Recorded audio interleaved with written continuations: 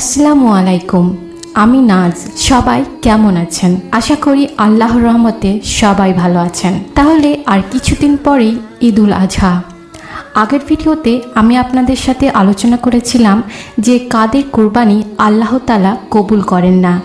আর আজকের ভিডিওতে আমি আপনাদের শোনাবো ঈদুল আজহার সেই সুন্দর গল্প আর তা থেকে আমরা কি শিক্ষা পাই। তাহলে চলুন ভিডিওটি শুরু করা যাক। ঈদুল আজহা হলো মুসলিমদের দ্বিতীয় সর্বোচ্চ ধর্মীয় উৎসব।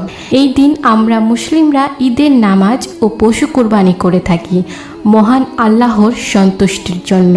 কিন্তু ঈদ মানে শুধু কুরবানি করা আর মাংস খাওয়া নয়। এই ঈদুল আজহার পেছনে রয়েছে সুন্দর ও শিক্ষণীয় একটি গল্প। মুসলিমদের দুটি ঈদই আসে কঠিন এক পরীক্ষার পর। সেই পরীক্ষা সুন্দর মতো শেষ করতে পারলে আল্লাহ একটা দিন উৎসবের জন্য দেন। যেমন এক মাস কঠিন রোজা রাখার পর আমরা ঈদুল ফিতর পালন করি, ঠিক একইভাবে ঈদুল আজহাও কঠিন এক পরীক্ষার পুরস্কার। ঈদুল আজহা ও হজ এই দুইটি বিষয়ই সরাসরি ইব্রাহিম আলাইহিসসালামের সাথে সংযুক্ত। হজরত ইব্রাহিম আলাইহিসসালাম ছিলেন খলিলুল্লাহ, যার অর্থ আল্লাহর বন্ধু। আল্লাহ তাকে এই সম্মানটা এমনি এমনি দেননি। এর জন্য আল্লাহ ইব্রাহিম আলাইহিসসালামকে কঠিন থেকে কঠিন পরীক্ষার সম্মুখীন করেন, আর প্রতিটি পরীক্ষাতেই ইব্রাহিম আলাইহিসসালাম সফলতার সাথে উত্তীর্ণ হন। আল্লাহ তাআলা কুরআনে বলেন, যখন তার পালনকর্তা ইব্রাহিমের ঈমান পরীক্ষা করলেন এবং তিনি পরীক্ষায় সন্তুষ্ট হলেন, তখন তিনি বললেন, আমি তোমাকে মানব জাতির নেতা নিযুক্ত করছি। ইব্রাহিম জিজ্ঞেস করলেন, এই নেতৃত্ব কি আমার বংশধরদের মাধ্যমেও চলতে থাকবে? তার পালনকর্তা উত্তর দিলেন, অন্যায়কারীদের আমার কর্তৃত্ব প্রয়োগ করার অধিকার নেই। আল্লাহ যেভাবে ইব্রাহিম আলাইহিসসালামের পরীক্ষা নেন, সেভাবে অন্য কোনো নবী রাসূলদের পরীক্ষা নেননি, এবং তিনি সবগুলো পরীক্ষাতেই আল্লাহকে সন্তুষ্ট করেন। আর তাই আল্লাহ তাকে মানব জাতির নেতা হিসেবে স্বীকৃতি দেন। ইব্রাহিম আলাইহিসসালামের এমনই এক পরীক্ষা ছিল কুরবানি।